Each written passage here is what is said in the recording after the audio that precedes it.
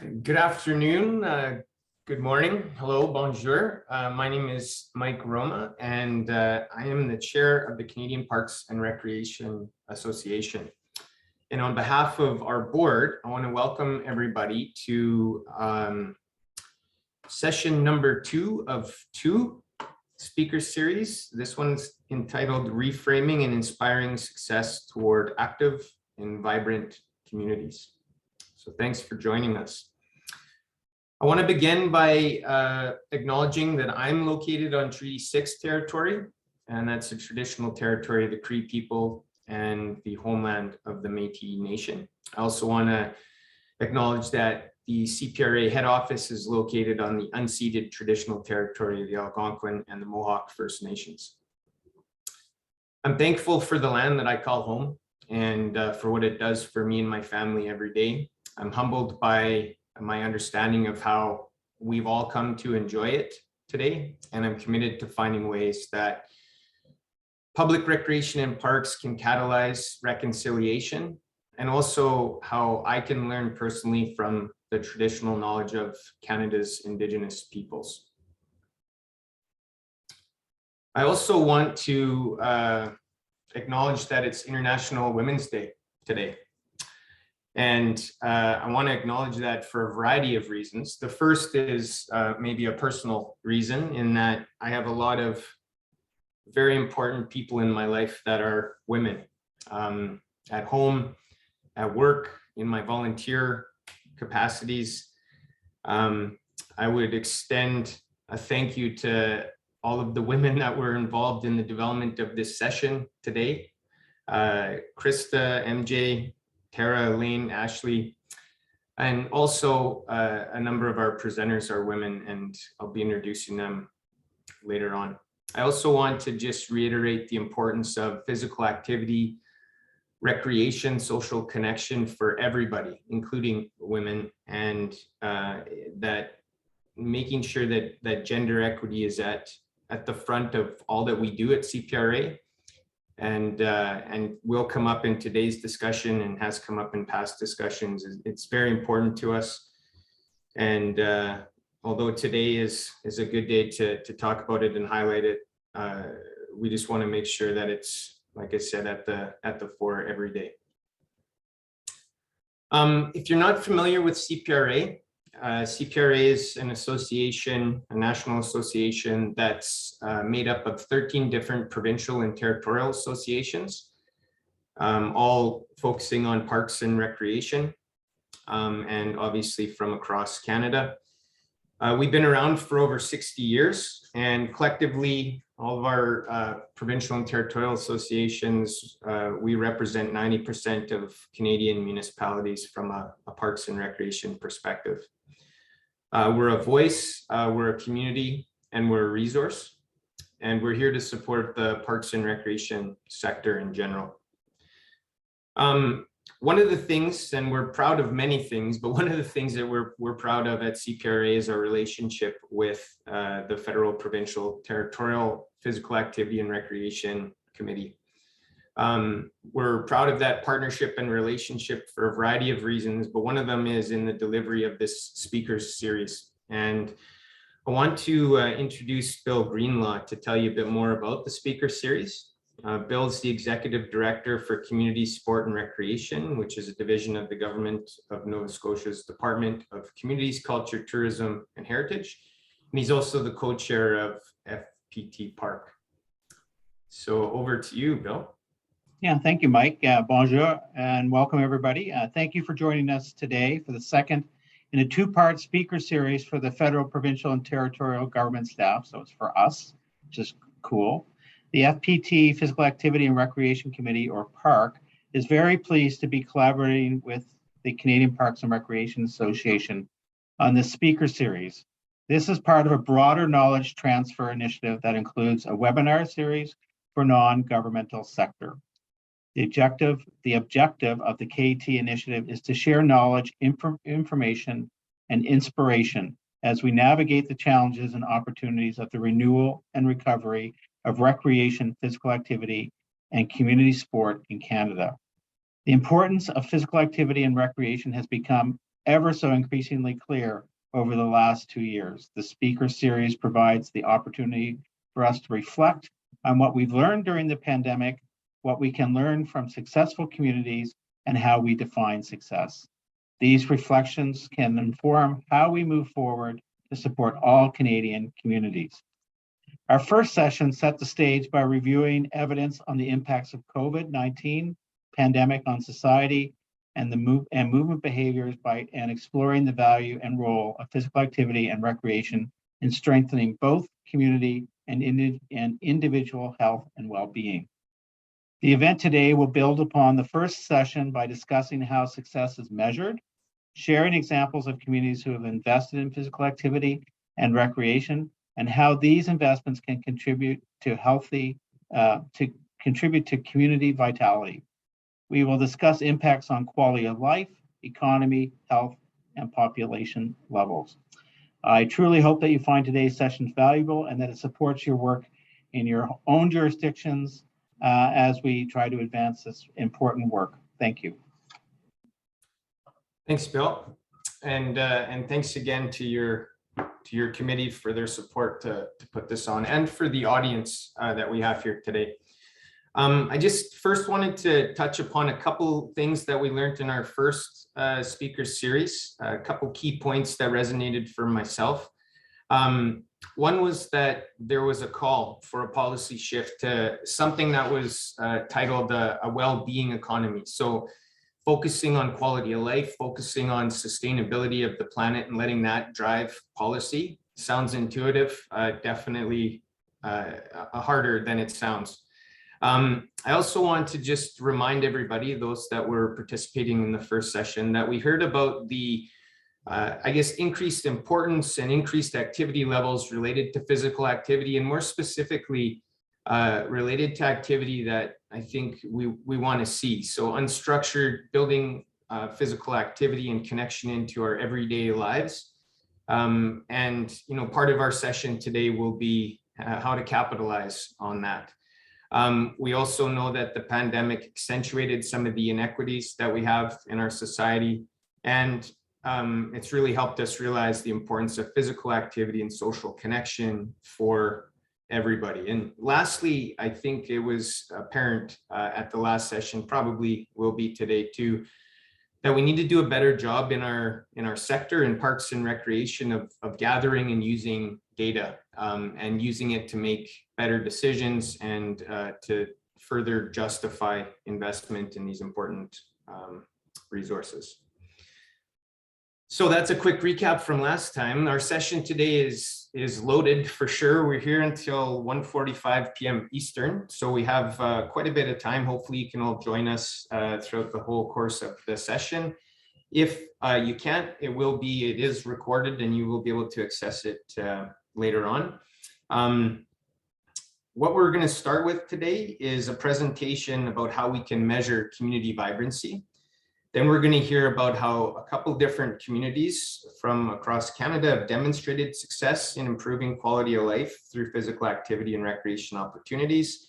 And then we're going to have a panel focusing on how physical activity and recreation can contribute to community vibrancy, productivity, and success. So while we're going through these different presentations, different modes of information sharing, you're welcome to come up with questions. You can put them in the Q&A console, and we will deal with as many as we can, should we get some.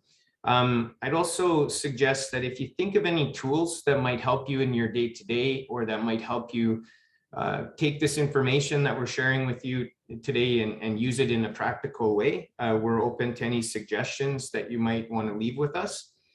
I'll make you aware that the slides from today's presentation will be posted in the chat box momentarily in both English and French for you to download and use. And with that, I'd like to introduce you to our first speaker. His name is Craig Joyce, and he is an advisor with the Department of Finance, where he works as part of the team that led the development of the Federal Quality of Life Framework, released in the 2021 federal budget. He's a particular interest in subjective well-being and its uses for policy, including with respect to budgeting and priority setting, program evaluation, and public reporting. Prior to his current role at the Department of Finance, he held positions at the Privy Council Office in the Impact and Innovation Unit and the Public Health Agency of Canada in the area of healthy living and chronic disease prevention. So over to you, Craig, and welcome.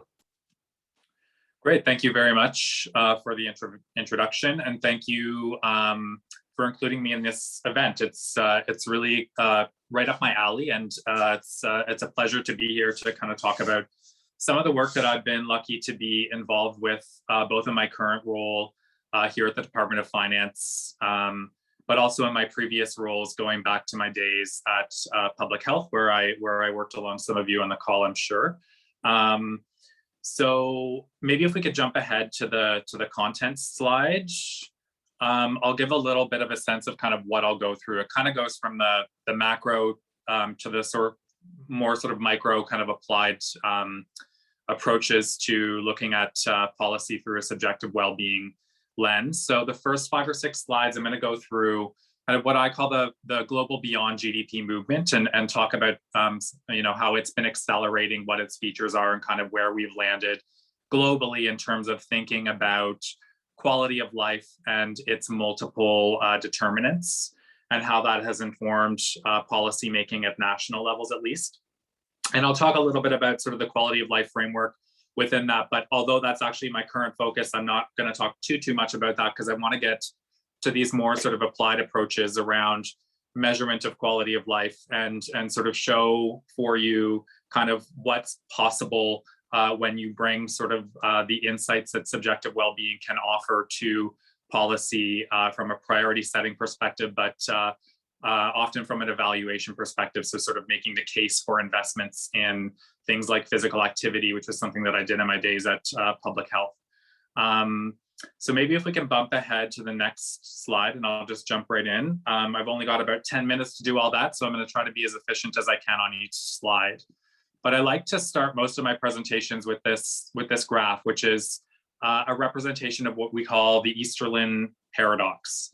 And so this is a finding from the economic literature from a very famous paper in 1974, which was one of the first papers in economics to really look at this notion of happiness or subjective well-being as an object of economic inquiry. So prior to this, that sort of type of outcome or variable was really very much sort of within the domain of psychology, and economists didn't pay a lot of attention to it until this paper.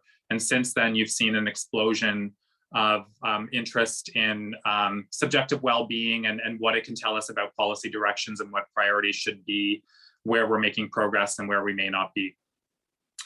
So really what the takeaway of this is, there's a lot that I can say about the Easterlin paradox. I won't get into sort of all the nuances of it, including the explanation for why we see this.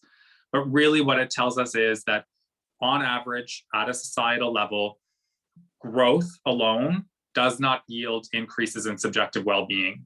So this sort of assumption around trickle-down economics that was popular in certain eras, we now know there's really not much of an empirical sort of basis for this. And the takeaway for this presentation that I would like to kind of leave with you here to take through the remainder of the slides that I'll talk through is, what it really means is that if we want to grow the well-being pie, like if we want people to experience better quality of life, the actual sources of that are not so much our incomes and rising incomes, although there is an equity argument there that we can talk about later.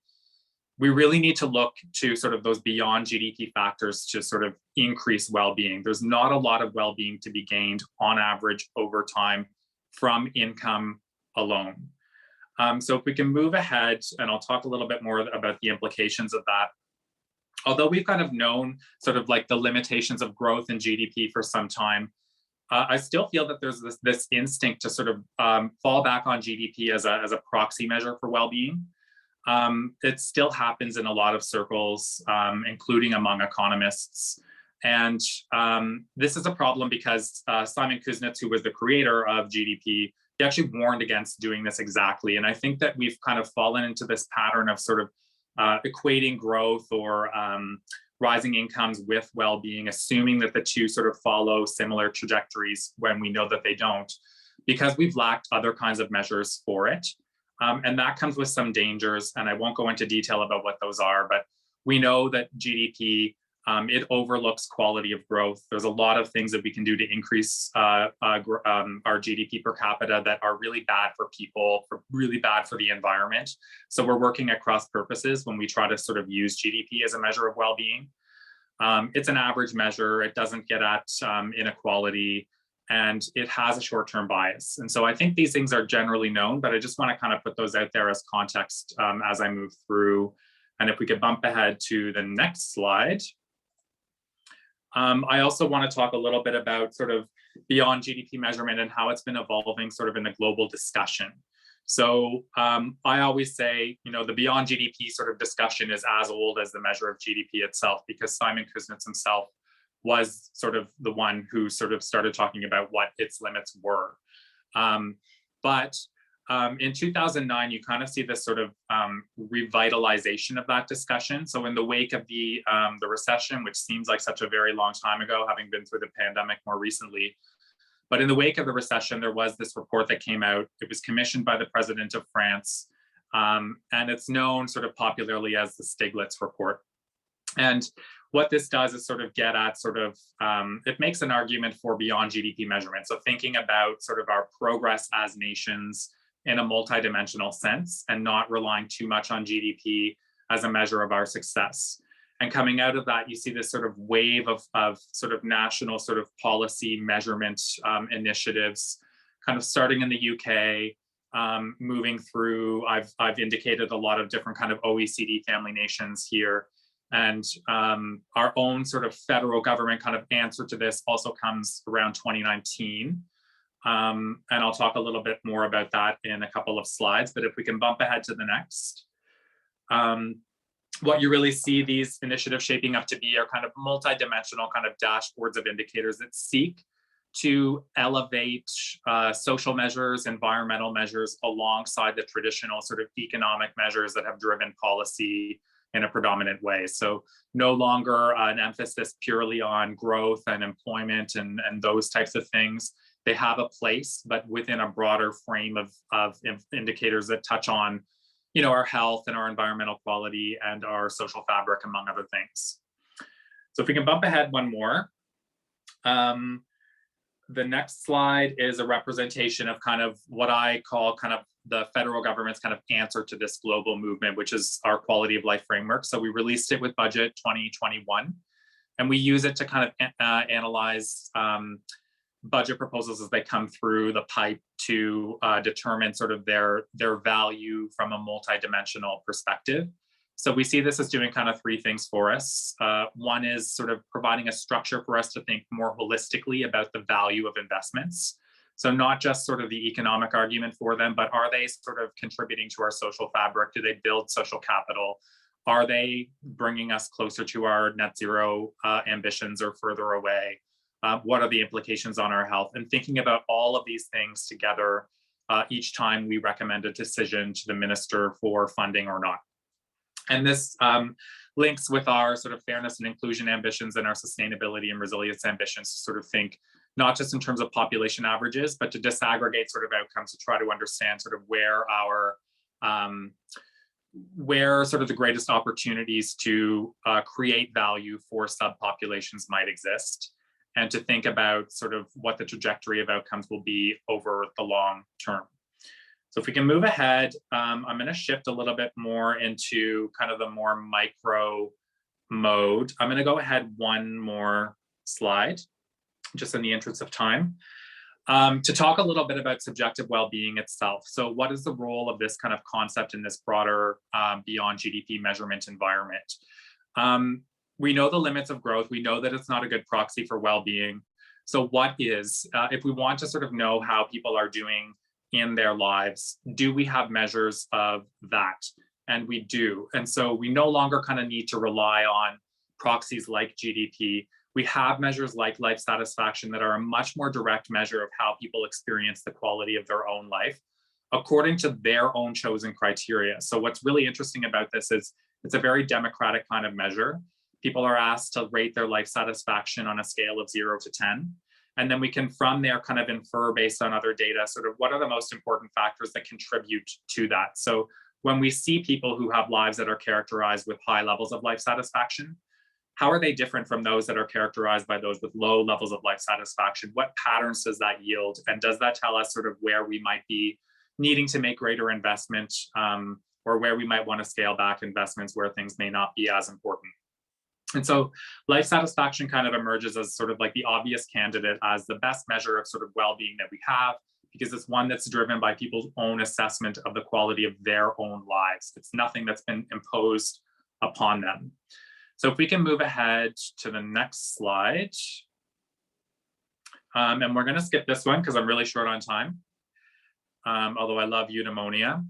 This is the one that I want to talk about the most, which is some applications of subjective well-being in policy analysis.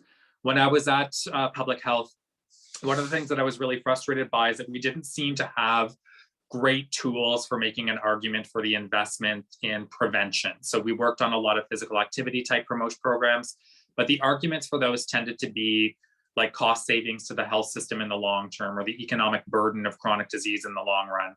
And to me, those kinds of arguments are important, but they felt very peripheral to the purpose of the investment itself, which was that we wanted people to have healthier, happier lives, right? And so it felt like we needed something that was much more sort of directly focused on that as an outcome. And so life satisfaction kind of came into this.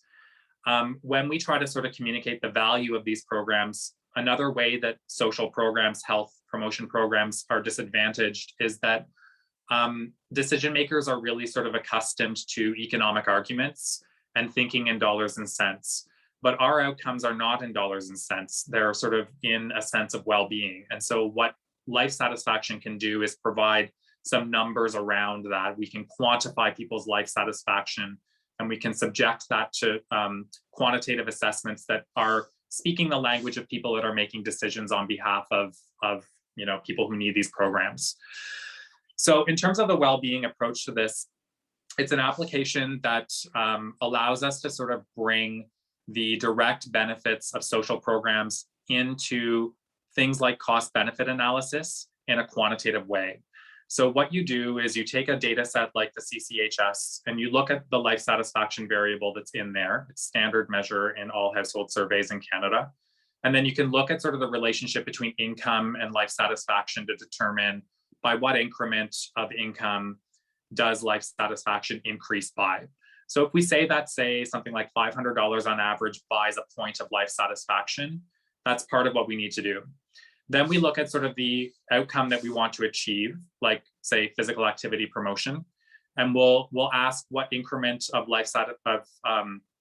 by what increment of physical activity does life satisfaction increase by. So people that are slightly more active than people that are less active will have higher life satisfaction. So if we see that an extra hour of life satisfaction per week buys an extra point of life satisfaction, we can compare that to that $500 that we've already assessed. And we can say that people would be, in theory, indifferent between those two choices, that extra hour of regular weekly physical activity has a value of about $500 of income to those people. And what that does is it brings that sort of physical activity outcome into a common unit that allows us to compare it back to the costs of the programs to show really, really high returns. So if we can move to the next slide, I'll show you an application of this. I won't get into the details, but I led a project during my time at FAC where we did this kind of work and looked at sort of what the social return of physical activity promotion program was.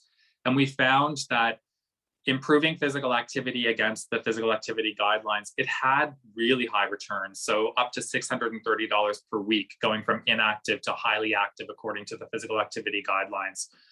What this tells us is that people get a lot of value out of their physical activity. So although people might report to you they don't like physical activity or they just don't do it, when they do, they benefit enormously. And so when we can actually compare these kinds of measures back to the costs of the programs that achieve them, you see a huge social return on investment here. It makes these investments seem much more obvious than maybe it would have been if we had not done this kind of translation of the outcome into a dollar value. So we'll move ahead to the next. There are other examples of this that have been done across the federal family around participation in cultural activities and participation in sport. This one is an example that came out of the Department of Canadian Heritage. We'll move ahead. I won't talk about the next one because I'm already over time, way over time, I apologize. But one, if we can go back to the previous slide. This is one that's looking at the social benefits of retraining programs that comes out of SRDC, which is attached to ESDC. So that's kind of like one application of social of subjective well-being, is it can really sort of help us understand sort of what the magnitude of the impacts that we're having in a way that relates back to the cost of programs, which helps us make a better argument for greater investment because they do yield high social returns on investment. The next slide is talking about another sort of technical application, which is really relevant, I think, for people working in urban planning or local governments, which is this notion of experience sampling. So I put this slide here because Statistics Canada is actually experimenting with this right now. You can download this app called Vitality Stat. And what it does is it's just a little app on your mobile phone, and it will ping you throughout the day and kind of ask you how you're feeling on a variety of metrics. And then it will kind of ask you a few other questions like who you're with, where you are, and what you're doing. And this can allow you to sort of map out how people feel kind of throughout the course of their day and identify where people are feeling greater or lesser anxiety, or the kinds of things or types of environments where people feel the happiest in.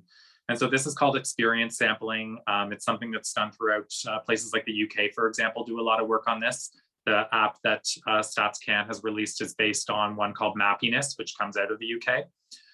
But it's another way of sort of using subjective well-being to sort of build evidence around social programs that help make a case for their value. And then I think I'm on to my last slide next, which is, I won't talk too much about, but another use is the predictive value of subjective well-being. So this is an excellent book, which talks about the value of subjective well-being as something that can predict later outcomes. And so it can be a bit of a, like a canary in the coal mine. So what they've found is the population in the States, which is dying the most of deaths of despair, so opioid, alcohol, or suicide, they tend to be a well-defined group of blue-collar working age men in a particular part of the country. And when you look back at that demographic, you can see that the first thing that started to change in terms of their social metrics was measures of subjective well-being. So their life satisfaction started to decline about 10 years before the deaths of despair started to take hold. And so what researchers have started to advocate there is, had we been paying more attention to subjective well-being and noticing how it was starting to change, we might have been able to intervene earlier to avoid some of this catastrophe that's happening to this demographic. And I think it's a useful one to think about because this was a group that would have fallen through the cracks of public policy. It's not one that we tend to think of and worry about the most because they're not an equity-seeking group, but they are one that are not doing very well in terms of health metrics. And so, although we don't think of white working class men as a group in need, they do have some negative health outcomes, and subjective well-being was an early indication that something was going quite wrong with this group. So I'll end there. That was a bit of a whirlwind rush through subjective well-being and some of its applications to policy, but hopefully you found that stimulating, and I will be sticking around for discussion and questions and looking forward to the presentations that follow. So thank you very much. Thanks a lot, Craig, and that was stimulating for sure. Very important for us to think about how to quantify or monetize some of that subjective benefit in parks and recreation, and really cool to see it actually happening. So thanks for that presentation. And I just want to remind everybody that if you do have questions, or even if you want to know more about certain topics that our speakers are getting into, by all means, put it in the chat box or in the Q&A, and we will either deal with it today or we'll deal with it as a follow-up to this session. We're now going to hear about two different communities. One small community called Albert Lee from Minnesota, and a large diverse city in Ontario, which is Mississauga. Both of them improved quality of life and other broad community outcomes through the approach they took in addressing inactivity and providing recreational opportunities. So starting us off is Ellen Kerr. Ellen is the organizational lead for the Blue Zones project in Albert Lea, and the project manager of the National Vitality Center. Prior to joining the Blue Zones project, she worked as a coordinator for the Freeborn County Statewide Health Improvement Partnership, and she's pioneered many grassroots community initiatives to improve the quality of life in Albert Lea. Ellen has served on numerous community boards and commissions with a passionate focus on education, community well-being, and public service. Over to you, Ellen. Well, thank you, Mike, for that nice introduction. And good morning or afternoon to everybody. I also, like Craig, will do a very quick, and I'm usually a chatty person, but I'm going to try to get through this so that you can have a complete picture of Albert Lea. And our story actually starts 2 decades ago, because we were not always what you see that here in this picture. We have a population of about little over 18,000 people, rural ag economy. We're a regional center, so we have an aging population. And we were not always the land between the lakes. For all of the 20th century, we were actually a packing plant town, the home of Wilson's, and then farmland. And much of our identity, they were our largest employer. However, on a hot July day in 2001, that plant, which was located on part of the green space you see between our 2 lakes, burned to the ground. And in one day, we lost more than 500 jobs, all the families they support, and really a lot of our identity. But out of that great tragedy, we started to see an opportunity to choose for ourselves what our vision for the future and what our identity would be. So we actually turned to our greatest resource, natural resource, and that was our lakes. We passed a half-cent local option sales tax, completely dedicated to our lakes, still in existence today. Then we redid our city logo, and we literally renamed ourselves the Land Between the Lakes. And our vision was then, as it is now, to become a recreational center and destination for southern Minnesota. And we're located about 500 miles due south of Winnipeg. That's where we are. So that is where we were when in 2008, fall of 2008, we were contacted by a man named Dan Buettner, and he was a fellow for National Geographic. And in his travels, he had discovered communities across the globe that seemed to be living long quality lives well into their 90s and 100s. And he called them Blue Zones. And he identified 9 principles that each of these communities had in common, none of them language, because it ranged everywhere from Greece to Okinawa, you know. And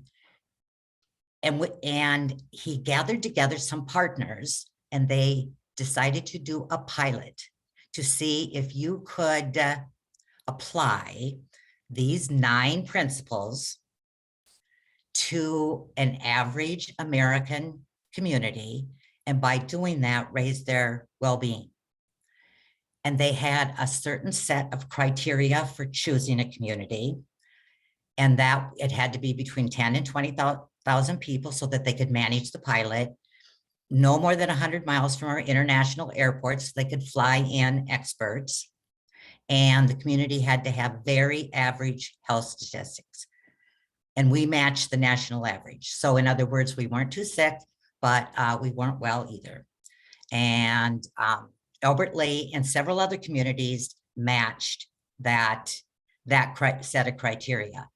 And we thought that this would match what our vision was and what we were working for. So we said we would like to be considered. And in the end, we were chosen. And it took part in 2009. It was called the AARP Vitality Project, and it had intended outcomes for our community. And that is actually where our real journey began. And it far exceeded our expectations.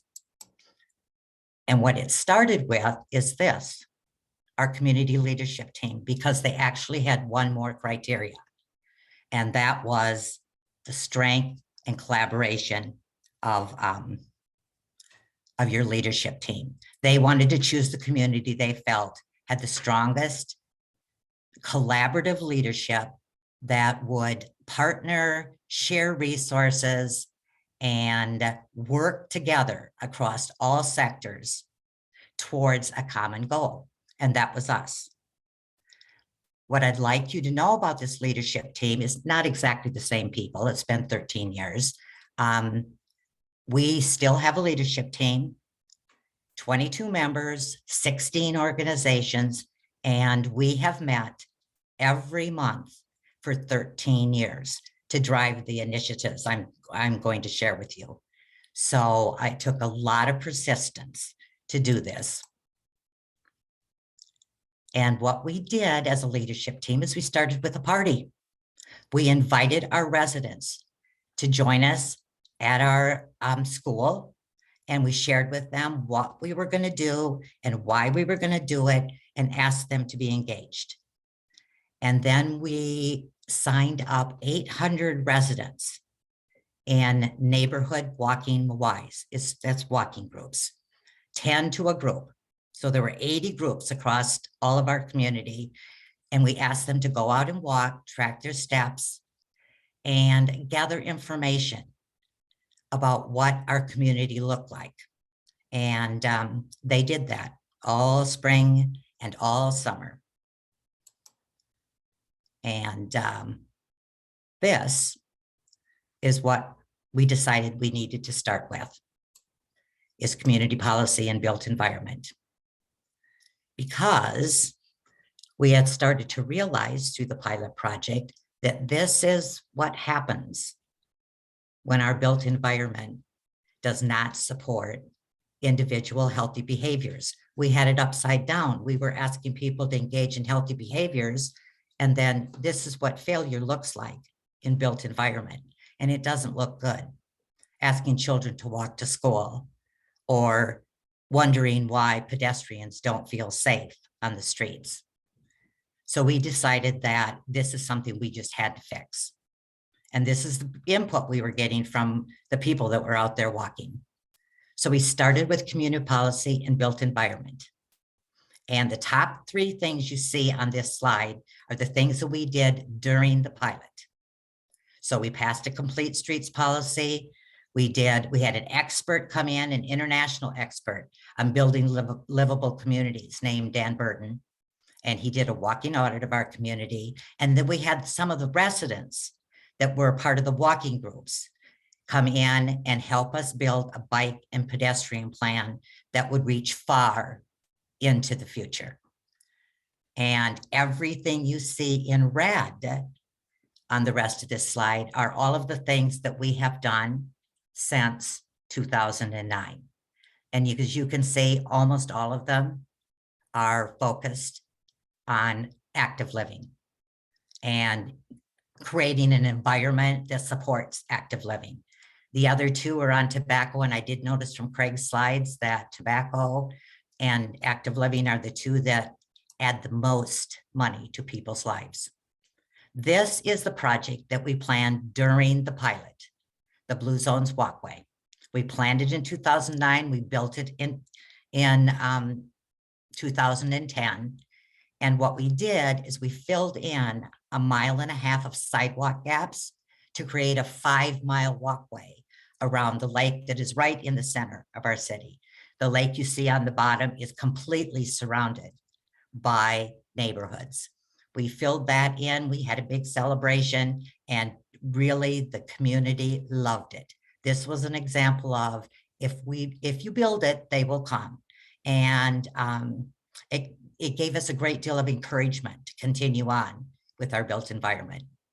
So the next thing that we did, that we were planning while we were building the walkway, is the downtown streetscape. And the top picture on here, this is Albert Lee, the packing plant town. The bottom picture was taken the first spring that we were done with our streetscape, and that's Albert Lee, the land between the lakes. A huge difference for our downtown area.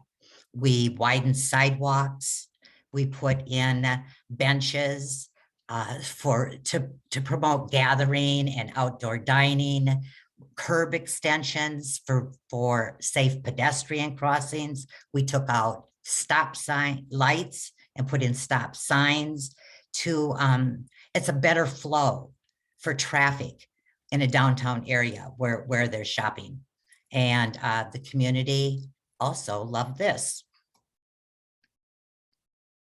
And this is what the downtown streetscape looks like today. All of the things that we wanted did come to happen. We had huge gatherings there. Several restaurants adopted outdoor dining because they could, because of those wider sidewalks. We had a lot of functions. At the end of the downtown streetscape, there was a big park that you can see here in the middle that we redid with the stairs made into amphitheater seating so that we could do events in this park. And this is greatly used today. I mean, just a huge factor in downtown. And then the state of Minnesota had on their schedule to redo the state highway that right abuts the downtown streetscape that we did. And it was a 4-lane state highway. And we submitted a design to MIDDOT that said, we would really like you to think about doing a different design with only 2 lanes of moving traffic, a center lane for turning, then has sidewalks and parking and bike lane. And it took a little bit of convincing, but they did that. And the very first year, the annual crash rates on those 7 blocks that they agreed to do were reduced from 4 to 13. And that number has stayed solid for all of these years. And it is helping really generate economy on that stretch, which you saw didn't look very good. These are the economic indicators that we were able to gather off of the downtown streetscape. It increased our property values, so it added tax base. The pedestrian count in downtown now is increased by 180% over the first year that it was done, not before when it was a packing plant town. And the biggest one for us just came in with the 2020 census. And we were estimated to, again, lose population. And we'd had to make up a lot of people because of the fire. But it was not correct. Our population did not go down. Instead, we are at actually the highest population that we've been at since 1980. And that made the community leaders very, very happy. Then at the same time, see, all of this is done all together. And that's what that leadership team made sure we were doing all of this together. So at the same time we were doing that, we started to add more community events, more gathering to really strengthen our social networks. And they create the advocacy we need for all of that built environment. We started actually with family picnics up on the left-hand side. And we did that in 2009, along with our Walking Wise. We had about 8 community picnics in neighborhoods. We moved them all around the neighborhoods. And then slowly over the years, we started adding other community events. one in the winter for the big freeze, and then used our downtown streetscape to do Wind Down Wednesdays, and open street events, Just Play, Family Bike Rodeo. The very last one we added right before COVID hit was Music is Thursdays on Fountain, which is music in the park. And having these free events has really brought our community out and together. And while all of that was happening and the community was really engaged, the community started to think of other projects and fund other projects. So these are projects that were not funded by the city of Albert Lea. These were literally funded by our community. We built a big boathouse that puts about 3,500 people a year on the lake. And the Kiwanis built a dog park, and another group built 2 disc golf courses. And then we have pickleball. And the last one was the splash pad that we put actually across from that park that you saw. What the city did for this is all of these projects are built on city property. The city gave land, the community gave money. And our community just continues to come up with new things. I would like to talk about 2 areas where you can really reach a lot of your population. And one is obviously in our schools. And it's good to start young if you're working on these projects. This is a picture of our healthy schools. And everything that I have in red are all of the things that we have done in our schools that have something to do with natural movement and being active. Because our kids were just not getting enough exercise, and we weren't concentrating on that enough. And we've done just a lot of things in our schools. Ellen, sorry to interrupt, but I just wanted to let you know we have just a few more minutes. So Okay. Thank you. So these are school walkathons, and that's what the schools do. No more pizza and butter braid. And we use walking school buses. We have walk and roll maps for all of our schools individualized. In our work sites, this is where we meet where we see that group of people that Craig was talking about. We were not addressing the needs of the men. They don't want a scrapbook, but they do want to play pool, play basketball, have walking tracks, etc. So we did a lot of work in our work sites. These are the metrics, the well-being metrics that we've gathered so far. The biggest one is the bottom.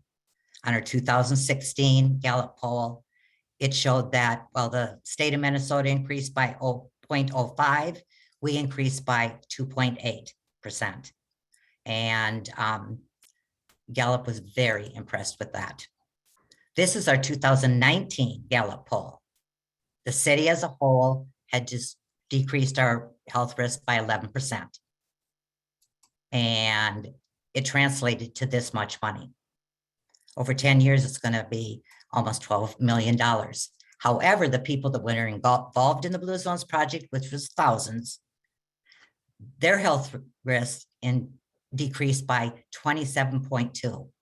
And that is a lot. And you can see these are where it was smoking, nutrition, exercise, all much better for the group that was involved. These are some of the lessons learned. Definitely sustainability comes first, not last.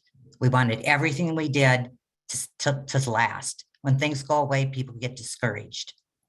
And our leaders discovered that if you build a community for people, it attracts people, and business is doing much better in today's job market. People are looking for work-life balance, and the work we've done leads itself to work-life balance, where we have a better chance for recruitment and retention. And our community altogether discovered that we can do this together and increase our well-being. And so this is the last slide. And as you see, it's identical to the first slide because the journey continues. our leadership team continues, our initiatives continue. And we're looking forward to the next decade of things that we do. And that is the end, Mike. That was excellent, Ellen. You just took us through decades of history and how to actually implement some of the things that we were all thinking about, even that Craig started to talk to. So very much appreciate that, Ellen. And again, I encourage if anybody has questions or comments to put them in our Q&A console. The next speaker is Jennifer Cowie-Bonney, and she's Manager of Community and Neighborhood Development for the City of Mississauga. And in this role, she provides leadership and support for a variety of initiatives that keep residents of Canada's 6th largest city active, healthy, and engaged in their community. Over to you, Jen. Thanks so much, Mike, and hello, bonjour à tous. It's great to be here to share a story with you from Mississauga.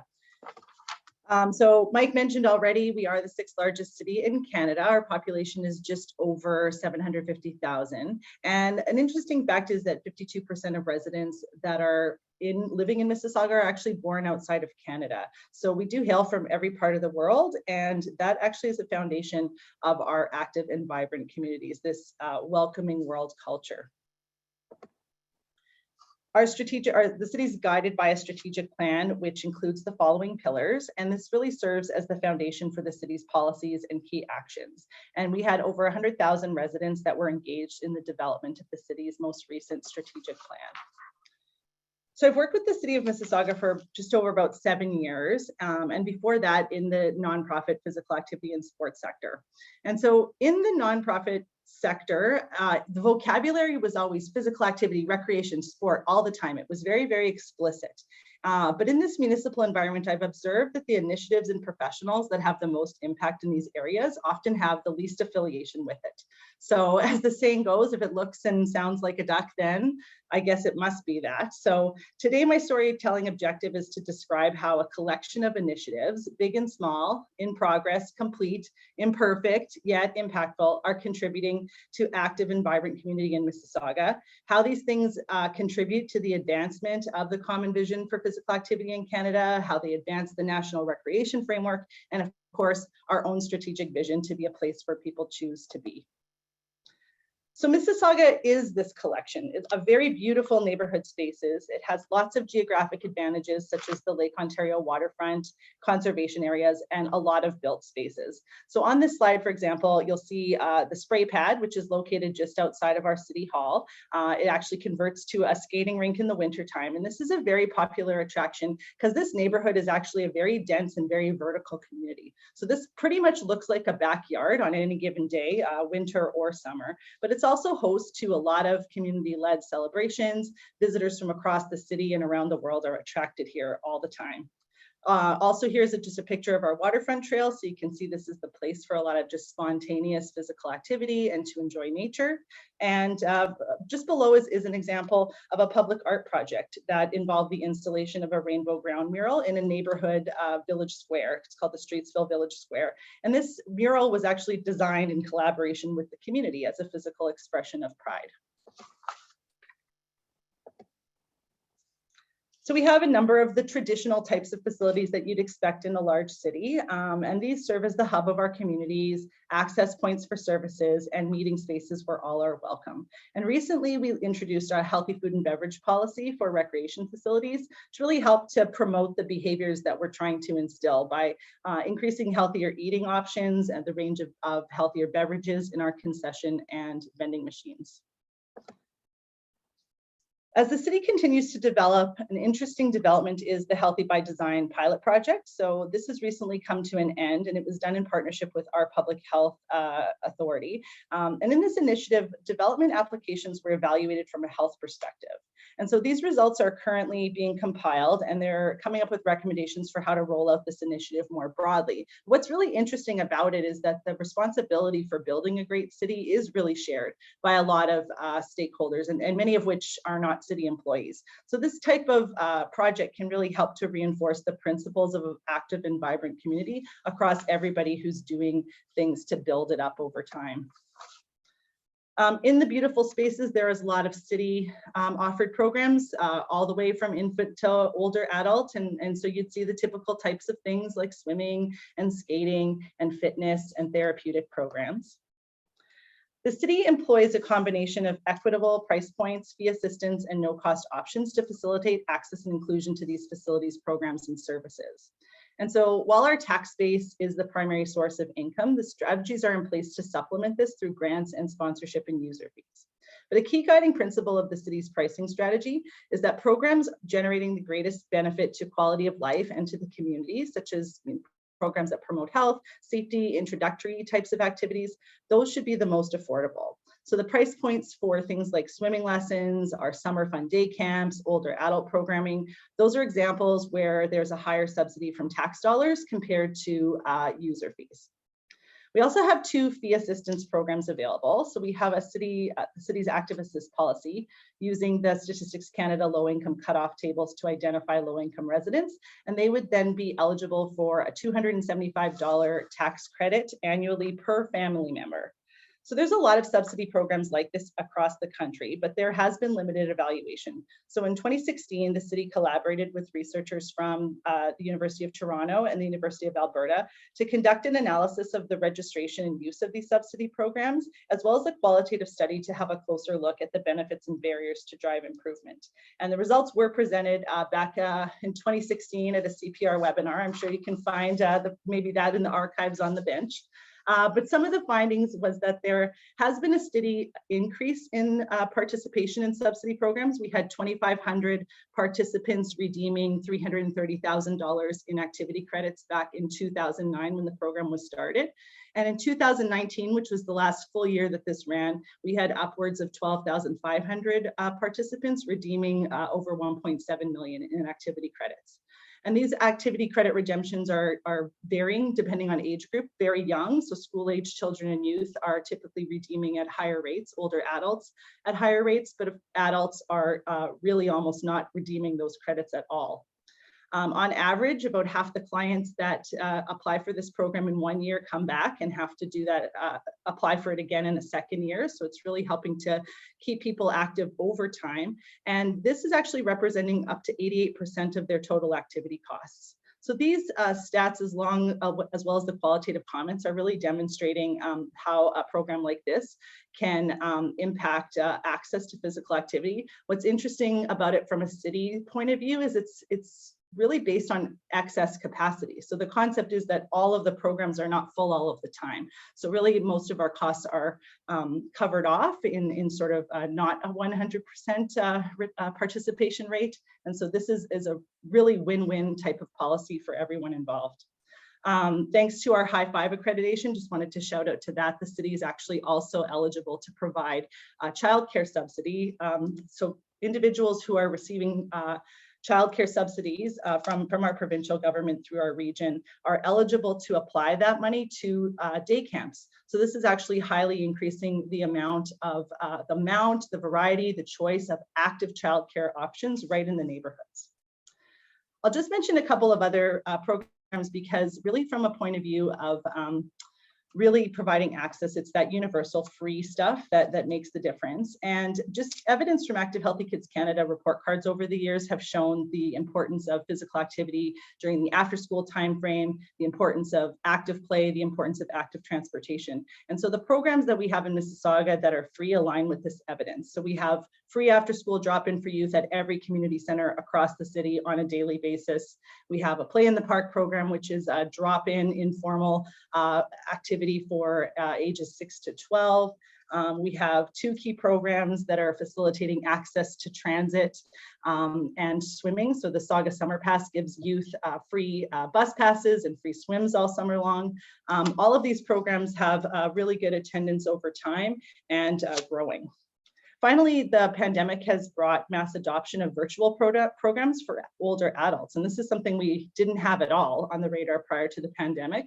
But now there is a variety of daily options like fitness, learning opportunities, social programs. And this is a really important, I guess it'll be continuing to be an important service delivery mechanism, especially to reach older adults that are at times isolated from their community for whatever reason. There's lots of ample opportunities for self-directed activities close to home. And so it's a very walkable community, lots of trails, over 225 kilometers of trail networks. But an interesting development that happened over the pandemic was the launch of our Slow Streets initiative. So this is a temporary traffic calming measure. It involves installing barricades on signage and signage around neighborhood streets. It gives the pedestrians and cyclists an opportunity to move around while maintaining physical distancing. And this has just been so popular that this activity and this initiative is here to stay for a long time. There's an extensive network of volunteer-based nonprofit organizations that support, where are we? That really operate independently of the city, but they are doing their activities in city facilities. So we have about 250 registered nonprofit groups in a program that we call the Community Group Registry Program. So by registering, they get access to these types of benefits.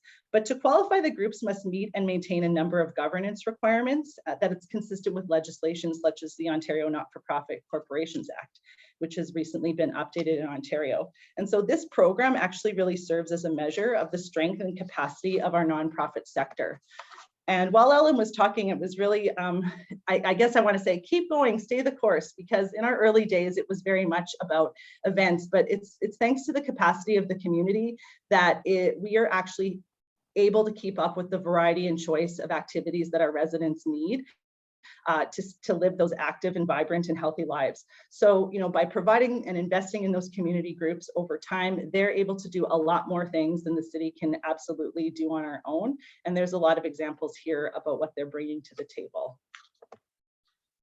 So we have a lot of things going for us in Mississauga, but we're not without challenges. So we have a lot of opportunities for residents to engage in physical activity, but we don't have a lot of data to say how it's going. So in 2019, our public health, Peel Public Health produced a report about the changing landscape of health in Peel. In that we had probably the best available evidence at the time, 2013-14 Canadian Health Measures Survey, and it's indicating about 26% of our population over the age of 12 are physically active during their leisure time.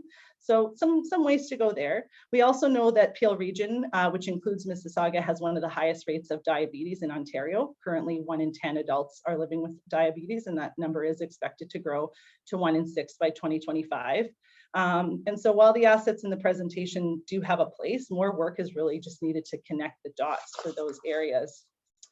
The pandemic has certainly increased demand for physical activity, particularly outdoors, particularly self-directed, that outdoor spontaneous play, and just our anecdotal evidence is showing that there's engagement beyond the norm, which, what a great problem to have. We hope that it does continue. But that, along with just being a growing city, infrastructure development and maintenance is a constant pressure, and specifically considering the reliance on tax revenue and user fees in areas such as transit and recreation to support this. As the restrictions are lifting, we're beginning to rebuild the capacity for program and service delivery. So from a city point of view, we're rapidly trying to fill positions to offer programs for the summertime. Our community groups have had setbacks with their volunteerism, their memberships, and their rebuilding for a safe return to activity. We're hopeful it'll get there, but it is taking some time.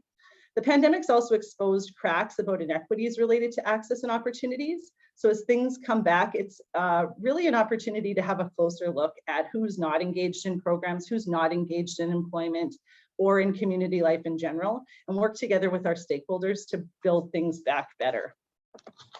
One promising initiative is that the city recently became the only active Canadian municipality to be a member of the City Changing Diabetes Program. And so efforts are underway in 37 cities around the world. And as a member of this network, the city is going to be able to develop our own type 2 diabetes prevention strategy. And related note, recently Novo Nordisk and the City of Toronto, Mississauga have invested $40 million to establish the Novo Nordisk Network for Health Populations Research Hub. And this is going to be a key asset for us to continue to measure and not just our efforts around diabetes prevention, but in many cases, the risk factors that go along with that, such as physical activity levels, but also contribute to a broader global effort. our story is just continuing. So a lot of things to come, building our equity, diversity, inclusion strategy. We have a pilot project related to physical literacy with Canadian Sport for Life. We're hosting the Ontario Summer Games and Parasport Games this summer, building our first ever youth hub in Malton. But really the key to all of that is going to be continued engagement with our community so that as we build things, residents feel that they belong and can thrive. So I did mention a lot of things today. What I would suggest is go to our website, www.mississauga.ca. Anything on the slides, you can just type it into the keywords into the search and you should find more information. You can follow us on social media and I will put my email in the chat as well if you need to connect afterwards. Back to you. Awesome. Thanks, Jen. Again, I'd echo what I said about Ellen. It's great to hear, passion and leadership driving in your community as well. And thanks to all three of the speakers. So Ellen, Jen, Craig, really appreciate the insight from a strategic level all the way down to practical implementation of how to make physical activity more beneficial in communities and just happen more. I think we didn't see any questions come in through the Q&A, so we'll actually probably move right into our panel, but Ellen, Craig, and Jen, I believe, are going to stick with us for the remainder of the presentation, and if anything comes in for them, we might have time to address those later. So as we move into the panel discussion, I'm going to challenge everybody to do a bit of physical activity of your own, and at least maybe stand up if you aren't already, or if you haven't over the last few minutes. Your cameras are off anyway, so you can do whatever you want. You can even do yoga or whatever you might feel necessary and still listen in. The format of this next session is we're gonna bring on 4 panelists. They're each going to have 5 minutes to address a question, which I'll pose the question in a second. And then after all 4 have a chance to speak, then we will open it up for discussion between them and addressing any questions that might come from the audience. I'm going to introduce all 4 first and bring them on screen, and then we'll do a quick transition between each one afterwards. So the first panelist that I want to introduce is Antonio Gomez Palacio. He's a partner and urban planner at Dialogue Design, and his professional experience and research focuses on the intersection of architecture, planning, and urban design. He's internationally recognized for transforming cities into vibrant urban places that respond to their social, economic, and environmental context. The next is Peggy Edwards. So she's a health promotion consultant, policy analyst, and writer based in Ottawa, Ontario. She's worked with Health Canada, Participation, and the Public Health Agency of Canada, and the Canadian Public Health Association, and the World Health Organization. Our third panelist is Dr. Tricia McGuire-Adams. She holds a Canada Research Chair in Indigenous Good Health Sovereignties and is an assistant professor with the Faculty of Education at the University of Ottawa. She's also an adjunct professor with the Faculty of Kinesiology, Sport and Recreation at the University of Alberta. And the last panelist is Gil Penalosa, and he's the founder and chair of the Canadian nonprofit organization 880 Cities. He's president of Gil Penalosa and Associates and ambassador of World Urban Parks. Having worked in over 350 different cities in all continents, he's passionate about creating equitable and sustainable cities where all people can live healthier and happier. So welcome all 4 panelists. And the question that we're hoping that you can all tackle in, I'll remind you, in 5 minutes-ish, is how can physical activity and recreation contribute to community vibrancy, productivity, and success? And Antonio, as mentioned, I'll invite you to speak first. Wonderful, thank you. So I think there's some slides coming up.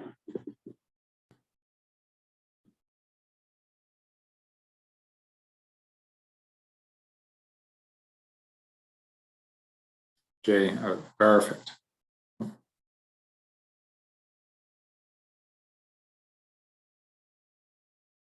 Yes. Okay, so thank you, Mike. Thanks for the introduction. And I considered doing this presentation standing up, but clearly I think it'll be better if I do sit down. So my name is Antonio Gomez Palacio. I am an immigrant. I was raised in the ancestral lands of the Nawa and the Masawa, and today I live in the traditional and present lands of many Indigenous peoples from across Turtle Island. And I'm incredibly grateful for this privilege. Today, I want to speak to you a little bit about the research and the work that we've done with the Conference Board of Canada and a series of other organizations around really trying to link ideas of community well-being and the built environment. 2018, with the Conference Board, was a publication on the community well-being framework. And this was a result of many years of really kind of trying to tease out this link, and I'll speak a little bit to that, but it's all available online, and I can provide the link if anybody is interested. Last month, there was a bit of an update to that framework as a result of the pandemic, really trying to understand what are some of the lessons learned that we may derive from the experience of the pandemic. Certainly, many communities were pushed to extreme circumstances, and inequalities were revealed, and weaknesses in how communities are set up or designed or experienced emerged, and we need to learn from that experience. But very importantly, a lot of this work really focuses not on what a chief medical officer can do, but in fact, what a community member can do, what an architect, an urban planner, a city official, really trying to understand when a community is trying to design a park, or when a local group are trying to do upgrades to their building. What are the types of things that they can do, not through changes in policy, but through the design, through the elements of day-to-day life. Very importantly, the definition itself of community well-being became a really seminal and kind of watershed moment in conducting all of this work. And this is the one that ended up adopted in the framework. You may have experienced this definition in the past. It's now the one that New Zealand uses at a federal government level. All policies that come to government are evaluated against this definition. But there's a couple of things that I want to highlight for you. One is you're all accustomed to the triple bottom line understanding of sustainability: social, economic, environmental. You'll notice in here, in addition to cultural, there's also political.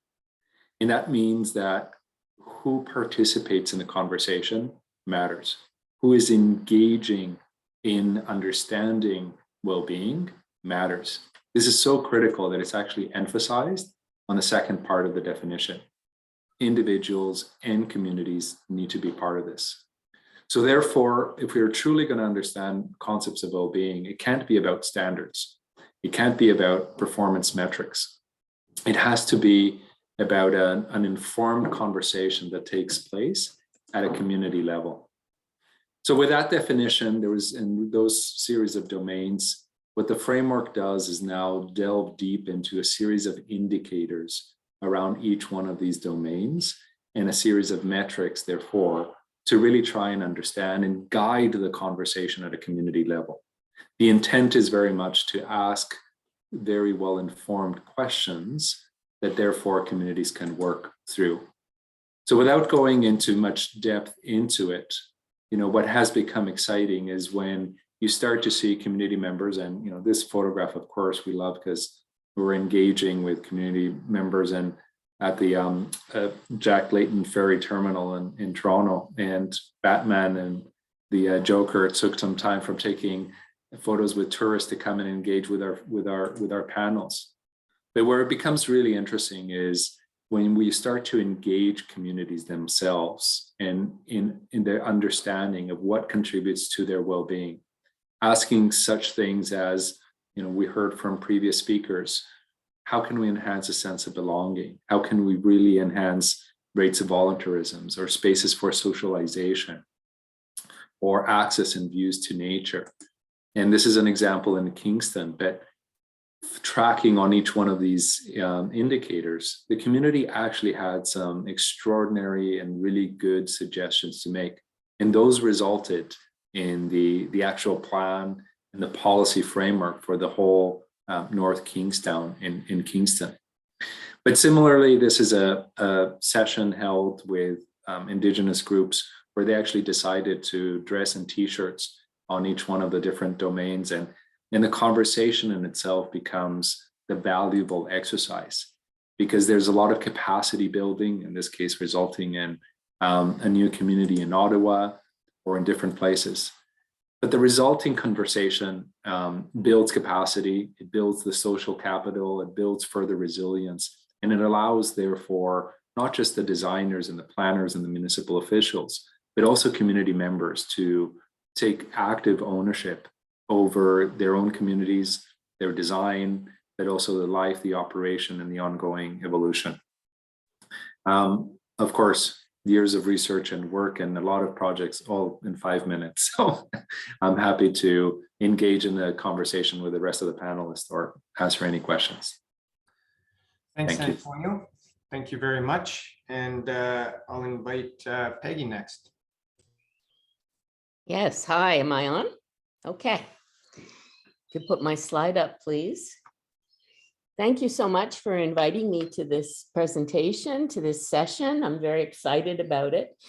I'm going to try to keep to 5 minutes. Can we go back to the slide with the 5 points, the one before? Yeah, there we go. Okay, I'm going to talk about 5 things in 5 minutes. The first one, neighborhoods and communities. It is where the rubber hits the road. And that came out in spades during the pandemic. I know that most of the people on the call today are from provincial, territorial, and federal governments.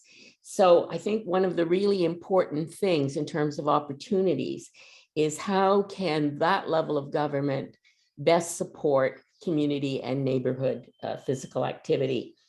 And you know, I guess this really hits home to me as I'm from Ottawa. And we've just gone through, as you know, this so-called Freedom Convoy. And it was, in fact, at the neighborhood level, through walking, solidarity walking through those difficult areas, that really pointed out to me once again that it happens at the community level.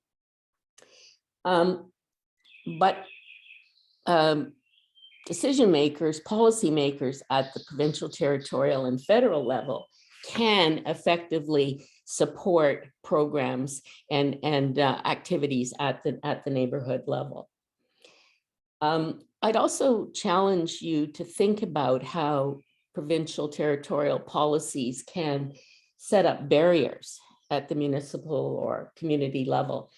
You know, and one example, for example, during COVID, when the community parks were all shut, that was following at that time what public health guidelines thought were best. But I would challenge you to think about weighing the balance between, yes, we have to be safe and follow public health guidelines, but what does that do to people in the community who lose out on physical activity?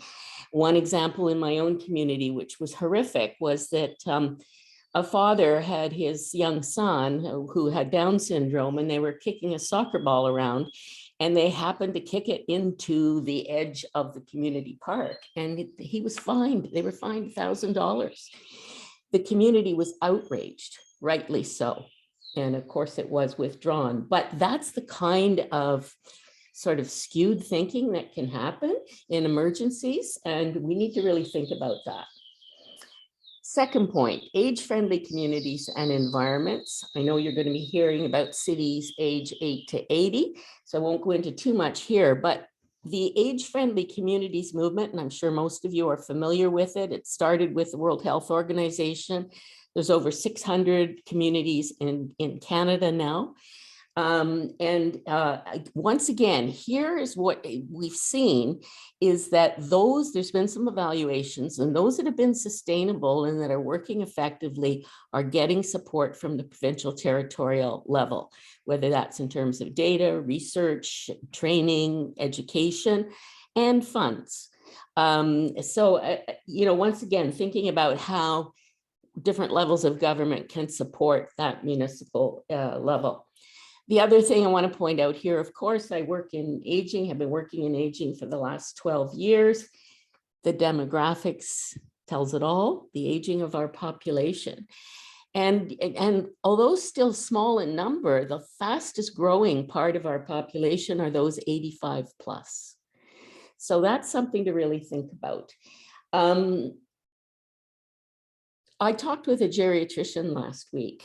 We're all aware of and ashamed of what's happened in long-term care, what happened in long-term care during COVID and the deaths. But, he said to me, old people living in long-term care aren't dying of COVID. They're dying of neglect and loneliness. And one of the things they miss the most is physical activity, opportunities to connect and socially be involved in physical activity. On the positive side, in terms of our aging population, and I really would want to stress that you don't want to look at older people as decrepit and a burden, when in fact we can successfully use a strength-based approach. There's a huge pool of volunteers, retired people, volunteers out there with great skills.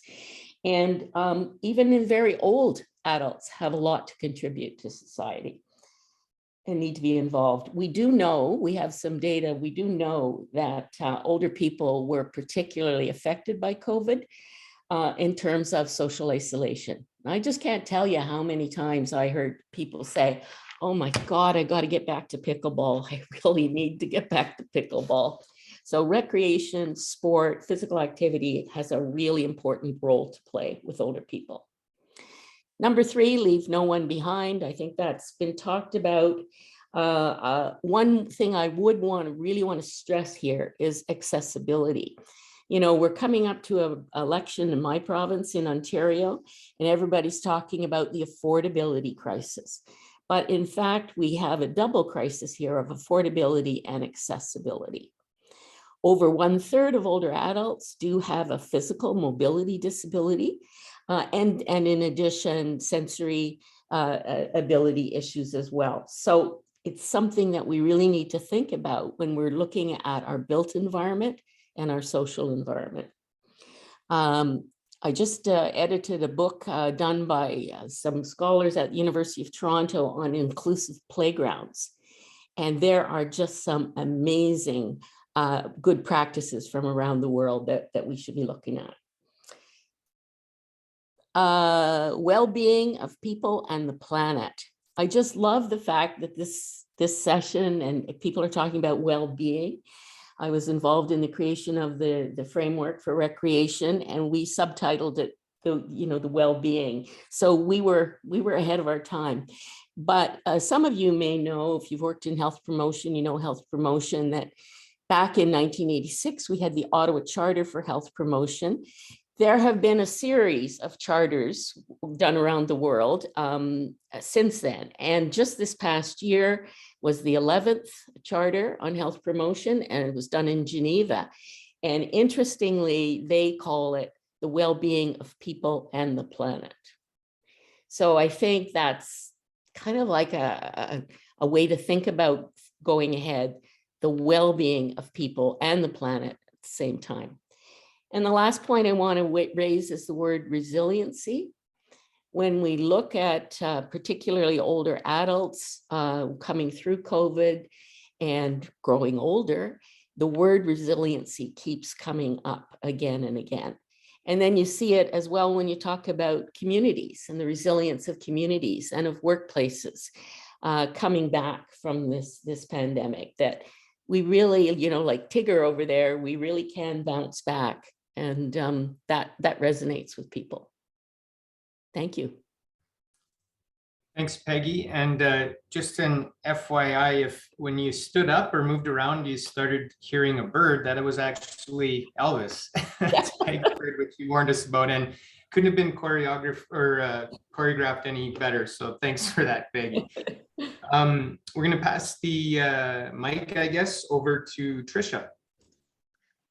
Great, thank you so much. Bonjour, everyone. Bonjour, Dipik, Gishigo, Kwe Indigo, Anishinaabe Mangi Dash, Trisha Nadijnakash, Jaganash Among, Mishkwadeze Indodem, Bengwen Yashi Nishnabek, Indonji, Minawa, and Mki Wakudan Indonji, Nida Ottawa Nungum. So Peggy, I share some of your reflections as I also live and thrive in Ottawa. Thank you for sharing. So today in this brief presentation, I want to touch on some of the complexities regarding health deficits regarding Indigenous peoples in what we now call Canada. I want to share from Indigenous perspectives a resurgence of Indigenous health and well-being practices. And I want to provide evidence-based recommendations from some of my program of research. So if we look at the health deficit narratives across all health indicators for Indigenous peoples are overrepresented. When we think about type 2 diabetes, for instance, when we think about heart disease, other chronic illnesses, as well as disabilities, Indigenous women and children experience the most disabilities across Canada. And while these deficit narratives are important to know, often when we hear about them, they are often decontextualized from the structural violence that continues to happen and the historical and ongoing violence that continues to happen as a result of settler colonialism. And so there has been a movement amongst Indigenous researchers and Indigenous communities across Canada to situate our health deficit narratives within the broader context of settler colonialism. Of course, settler colonialism is a really large concept, but we can think of it as how Canada came to be today at the expense of Indigenous peoples' forced dispossession and removal from our lands and our governance and our laws.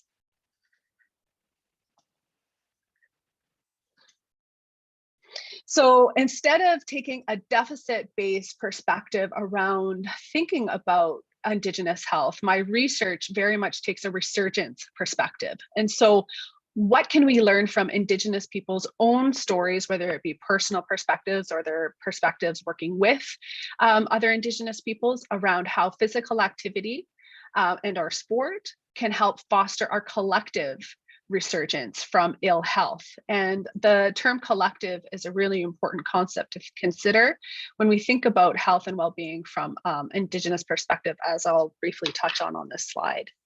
And so my research to date around physical activity, health, and well-being has really focused on these 4 studies. The first was in connection with Naikatchewanong First Nation, which is a Anishinaabe community in Treaty 3 territory, tucked into northwestern Ontario. And it was there that I spoke with the elders in their traditional roundhouse to better understand from an elder perspective ways to foster our well-being or regeneration from ongoing settler colonialism. And they shared that before we regenerate ourselves, we have to deal with the ongoing complexities that settler colonialism continues to have on our bodies, on our minds, and in our families. So we need to address the historical and ongoing settler colonial grief. For instance, a lot of the elders shared that they were forcefully taken from their loving homes, often with their grandmothers, to attend residential schools. And of course, these schools are not meant to be education as we know them today. They were very much fostered in assimilation and genocidal practices. And so that violence still has implications into our families and our communities. And we need to sit with that and process it in order to then return to our ancestral stories of regeneration and processing through physical activity, those ancestral stories of regeneration is one other finding from that study. I also interviewed 7 Anishinaabe women who are exemplars of physical activity to ask them why they committed to such high level of physical activity.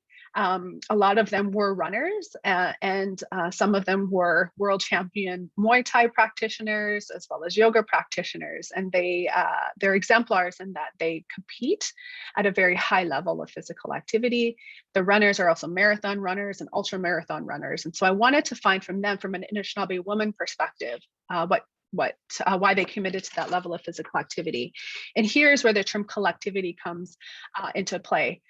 They practice their forms of physical activity not only for their own self-esteem and self-confidence and well-being, but they did so for the direct and precise benefit of their families and their nations. And this is a common theme when we think about Indigenous practices of physical activity and well-being. It's never just connected to an individual perspective, it's always connected to the collective. The findings from this study relate to personal empowerment and confidence, well-being for oneself, family, and community, and the importance of group mentorship. So group mentorship was an incredible piece of how it allowed them to be successful in their chosen forms of physical activity.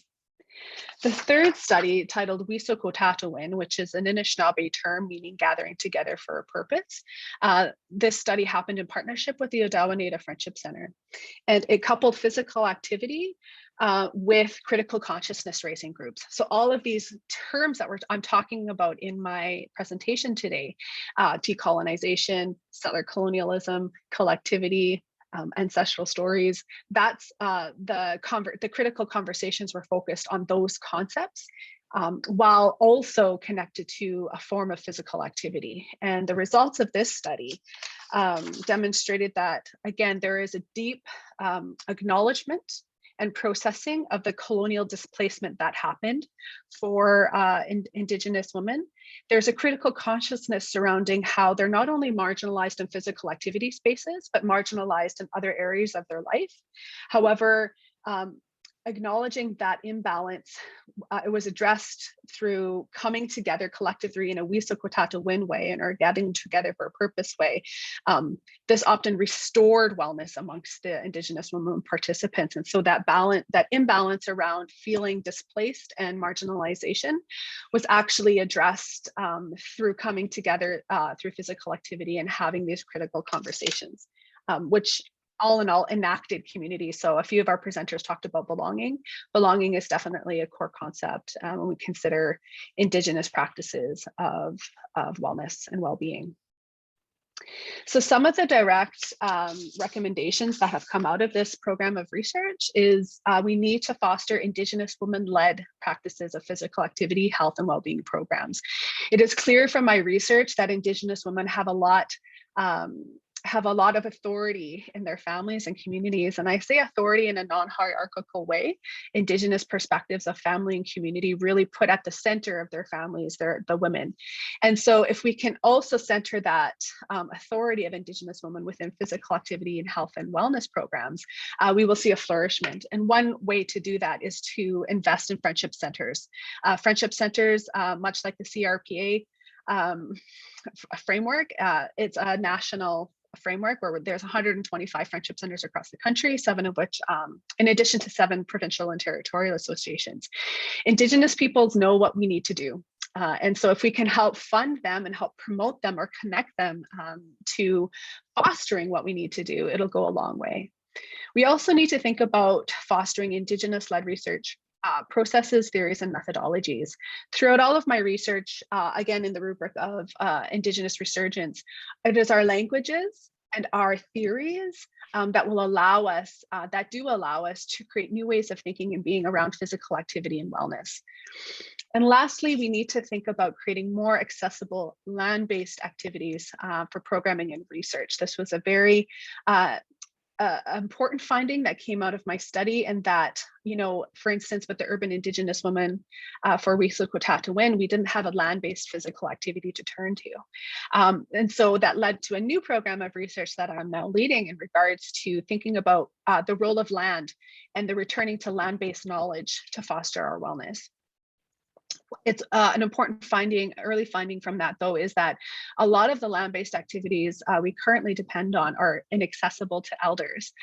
So we need to plan for accessible land-based activities with that perspective in mind. And lastly, as oh, sorry, this is a new finding that I would like to touch on, is what was missing from my previous program of research around Indigenous resurgence perspectives regarding physical activity and wellness is disability perspectives. And so that is now the project that I'm leading now in partnership with Musqueam, which is a community in Treaty 6 territory, and the health leaders there. We're looking at understanding from a disability perspective, health, well-being, physical activity, sport processes, and other key issues that come from Indigenous disability perspectives. And it's through understanding our responsibilities in all these areas that we are able to make changes and foster new recommendations in order to foster Indigenous perspectives of wellness and well-being.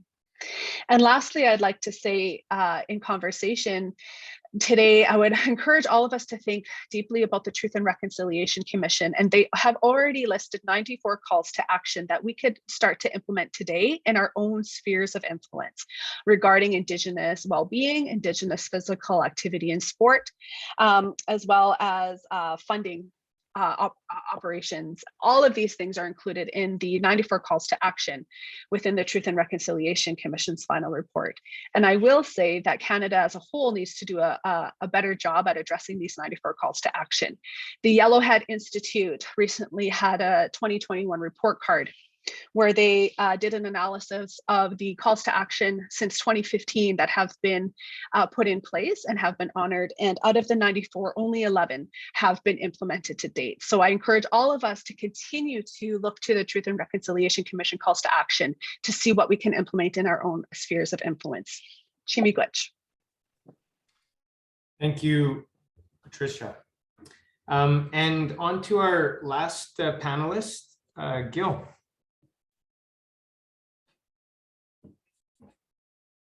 Thank you. I will not be using a presentation. Thank you. I think that when we talk about physical activity, recreation and parks, helping create successful communities, this is not a technical issue. There are many, many examples we have heard. It's not a financial issue. It is political. It is political, but not from the point of view of political parties. All parties should be interested in having healthier and happier people in more equitable and sustainable communities. And we were thinking about how we were going to deal with cities with the growth. All of large Canadian cities are going to grow by more than 50% the population in the next 30 years. It's some of the fastest growth in the developed world. And the reality is that we need to do it radically different than in the past 40 or 50 years, because the cities that we have been building are not good for mental health, for physical health, are not sustainable environmentally, financially. So we need to do them differently. And also we were thinking on older adults. Older adults is amazing, because I think the most successful, the most amazing thing that has happened is that we have doubled the life expectancy in Canada and around the world in the last 150 years. So for over 200,000 years, we had not reached a life expectancy above 35. And in only 150, we more than double. And these are mostly healthy years. And so what is the role of physical activity and parks on older adults? Older adults are givers, they are not takers. So this is a fantastic asset to the community. But when we were thinking all of this, COVID arrived. And COVID arrived, and people say all change. I don't think that really things change. Our perception changed. All of the sudden things that seem invisible as the homeless became visible on the streets, on the sidewalks, in the parks, but they were there before. But at the same time, it became an opportunity, because things that seem impossible became possible. Governments used to say we couldn't do protected bikeways because it was too expensive and it took 10, 20 years to do them. And all of a sudden we were doing it in days, in weeks. Bus-only lanes. All of a sudden, cities like San Francisco turned public golf courses with only 200 people playing one day, into public parks in 24 hours. So instead of having public golf courses for 200, there were public parks for thousands and thousands of people. I mean, there is no justification, ethical or moral, to have public golf courses in any city where there is a deficit of parks or deficit of housing.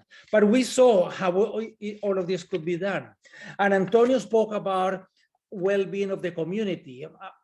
Also from the point of view of the individual, well-being of the individual, we need to eat healthier, more plant-based. So in the park, we should have, for example, allotment gardens, urban gardening, so that children learn that tomatoes don't come out of a factory. We need to sleep well. These are kind of like 5. Eat better, sleep well. We need to socialize, because if we socialize, the issue of loneliness is very critical. So in the parks, it's important. So 4, we need to be close to nature. We need nature at home, on the sidewalk, in the park, in the schools, in the places of work. And 5, we need to be physically active. The magic pill, if people are looking for magic pills for health and happiness, well, the magic pill is physical activity. So we need to improve there. And by the way, there is no other way to that Canadians are going to be physically active other than if we walk, bike, or play as a normal part of everyday life. No other way. People might go to the gym once a week. People might play golf once or twice a week. But if we want people to be physically active 5 or more days a week, 30 minutes a day for adults, 60 minutes a day for children, is if we walk or bike as a normal part of everyday life. So that has to be our focus, our priority. And we must focus on the most vulnerable. Who are the most vulnerable? By age is the small children, 0 to 4, but also everyone that is poor, people that have disabilities, people of racial minorities, of ethnic minorities. So we need to focus on that. So we need to have citywide park systems. We need everybody to have a park or a quality park, a green area within a 10-minute walk. So we need the neighborhood parks, but we're not going to be able to play soccer there. So we need medium-sized parks, and we also need large parks. So we need citywide park systems everywhere. And this is something that, and it's not only the infrastructure, it's not just having the walking path. We need to have walking groups, programs, and not only programs for children and youth, but also programs for people over 60, all kinds of programs. The people over 60 are very low park users, and we need to increase that. And the only way to increase is through having programs, because otherwise people are not going to use it. And I'm going to end with a program that many cities did during the pandemic, was to open streets to people and close them to cars. When I was commissioner in Bogota, I took a small program of a few kilometers and a few thousand people and turned it into the largest pop-up park. On Sundays and holidays, 64 days of the years, we open 121 kilometers, and we get over 1 million people. 1 out of 5 citizens come out to walk and bike and play. And this could work in any city in Canada. We could do it from Victoria Day to Labor Day, have networks citywide where people connect, the wealthiest neighborhoods and the poorest neighborhoods, people of all ages and all backgrounds. And this is totally doable. Ottawa does one. Ottawa has been doing one for years, the National Capital Commission, which has to increase. But that similar program could be done in cities all over Canada, and that would be great. And all of this, I think, finally, we need to keep in mind for everybody. I am the founder and chair of 880 Cities. 880 Cities has a simple but powerful concept. What if everything that we did in a city, the park, the sidewalk, the crosswalk, the school, the library, everything had to be great for an 8-year-old and for an 80-year-old, not 8 to 80, 8 and 80 as an indicator species. Because if it's good for them, it's going to be good for everybody. We need to stop building cities as if everybody was 30-year-old and athletic and create cities for all. This is about having healthier and happier people where we have sustainable and equitable cities. Thank you. Thanks very much, Gil, and thanks to all of the panelists. I don't know if there is a definition of speaker series in the dictionary, but having 7 punchy presentations like that in 1 hour and 45 minutes would be right up there in that definition, I think, if there was. So lots of information to take in from all of our speakers. We are getting close to time right now, and there is one question that I wanted to pose to our panelists. And I think you've all sort of touched upon this to some degree. So if if you have anything else to add, please do. And I'll just let everybody else know that as soon as we're done this question, Bill and I will have some closing remarks, and then we'll be done. But really the question is, it's about this, I guess, increased profile of physical activity that we've all experienced because of the pandemic. And more importantly, the shift that we all wanted to see before the pandemic actually happening to increasing daily movement behaviors as opposed to structured maybe physical activity or recreation activities. So that accompanied by all of the other issues, many of facing society, many of which our speakers have touched upon today. I think our audience in government wants to see some clarity. I know I would if I was, as to where resources should go and how can the federal, provincial, and territorial governments support this work in kind of capitalizing on this momentum and this positive shift that we've seen in physical activity. So it's a big one. I'm hoping that some of you have some things to add, but I will note that we'll try to wrap it up fairly quickly here. And I see Antonio, you're first. Sure. Thank you, Mike. I think I agree a fair bit with what Guillermo was suggesting, that what happened through the pandemic was not a big change in things, but probably rendering things visible. And one of the shifts that has happened in my mind in terms of our understanding of physical activity in outdoor spaces is that the conversation has matured significantly from one that relates to physical health to one that now expands and talks about mental health and equity and other elements. So the conversation has matured much more. So the whole debate, should we let people out, aspects of socialization are now being talked about. Mental health is being talked about in ways that even 3 or 4 years ago, we weren't talking about it on public media, right? On print media. So that the maturity of the conversation, I take a great credence to, because I do believe that has the potential to start to shift policy and for us to start to shift how we understand the value of open space and public realm beyond simply physical health. Thanks, Antonio. Gil? Well, I think that we need to be consistent between what we think, what we say, and what we do. For example, when I was saying walking, cycling as a normal part of everyday life. In Toronto, a person driving a car hits a person walking every 3.5 hours, and a person on a bicycle every 7.5 hours. That's not civilized. When the city also is not doing enough, we know what needs to be done. Many cities have gone down to 0. For example, we need to lower the speed to 30 kilometers an hour in all neighborhood streets, because then people are going to walk a lot more and people are going to be biking a lot more. So the technical decisions are done. And I also agree with Antonio on the mental issue. Before COVID, there was a huge stigma about mental health. Now everybody's talking about it openly. And I think that's a major, major success. Within something horrible, some of the positive things that came out was that.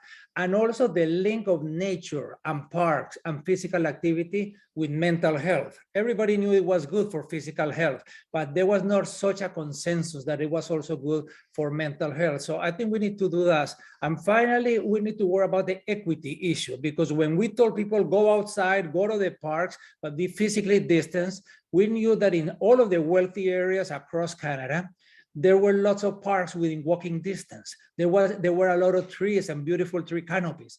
But as you move to lower income neighborhoods, there were fewer trees, fewer parks, fewer green places, fewer places to go. So we need to put money into making that equitable. And finally, when we look at any Canadian city from the air, between 25 and 40% of the area are streets. We could turn many of those streets into linear parks. Every time that we are going to pave even a neighborhood street, we should ask the neighbors, do you want all of it pavement, or do you want half of it pavement and half of it as a linear park of 1 block or 5 or 10 or 20 blocks? Or we could even do avenues, like in Toronto, University Avenue could be turned into a linear park. Those streets are already public. So it should be a transformation, but we are talk about build back better. The reality is that if we look at the budgets, city budgets, provincial budgets, and federal budget of 2022, they look a lot more like the 2019 budgets than a build back better 2022 opportunity.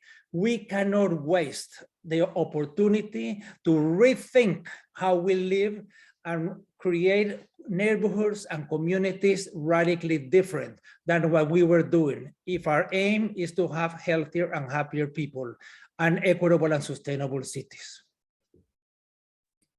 Thanks, Gil. And we'll have one more response. So Peggy, go ahead, and then we'll be wrapping up. Okay, thank you. Agree with everything that's been said. I do want to make 2 points. Because the question is, how do governments invest? Where do you best invest? I think that was the question.